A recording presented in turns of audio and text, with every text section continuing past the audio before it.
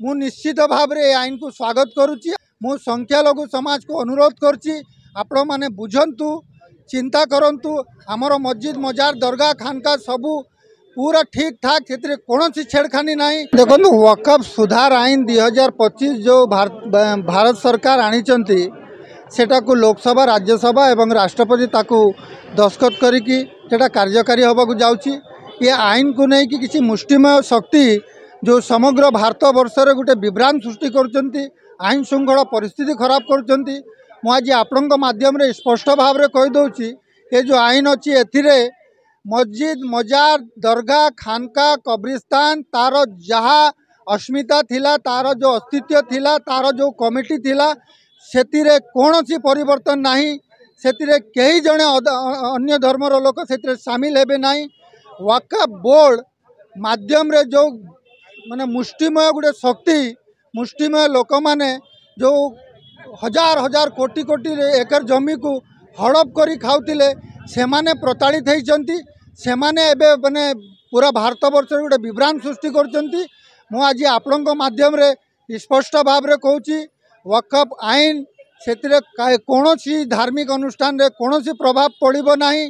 याकू नहीं कि आमर भारतीय जनता पार्टी राज्य आमको डाकी भद्रक 4 जणिया टली गठन करछि। सेटा आमे जाइतिलु, से व्यापक आलोचना हैला। आमको कुहाइछि जे जिला स्तर रे जो संख्यालघु विशेषकर मुस्लिम समाज रे जो बुद्धिजीवी समाज जो मानक विभ्रांत सृष्टि करिकी जो लोकन को दुर्व्यवहार कराउछि, समाज रे गोटे रंग वार्ता सृष्टि कर सचेतन करने आम गोटे जगार इनवाइट कर डाकबू। आउ दलर राज्यर शीर्ष नेतृत्व भी आसबे, से सचेतन करेंगे। मु संख्यालघु समाज को अनुरोध करछि आपण माने बुझंतु, चिंता करंतु।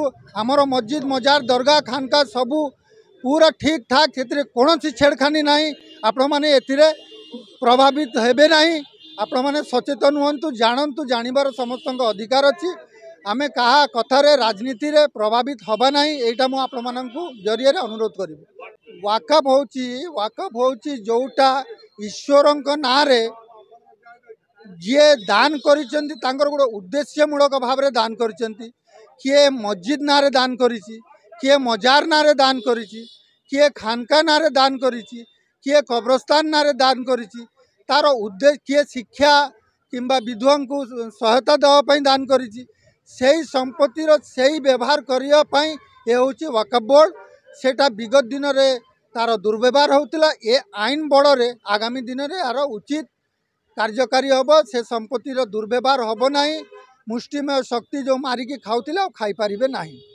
मु निश्चित भाव में आईन को स्वागत करुच्ची। आउ गोटे कथा हूँ मु आपणक माध्यम रे अनुरोध करी समग्र भारत वर्षर मुस्लिम समाज को, ये कथाटा सुप्रीम कोर्ट जो भारत वर्षर शीर्ष माने आईन सुप्रीम कोर्ट से विचार दिन अच्छी। तापरे लोकं को जन आक्रोश सृष्टि करवा, कौन सी रैली सभा करवा, एटा अति दुर्भाग्यर कथा। एटा आईन रे कोर्ट रे विचार दिन अच्छी।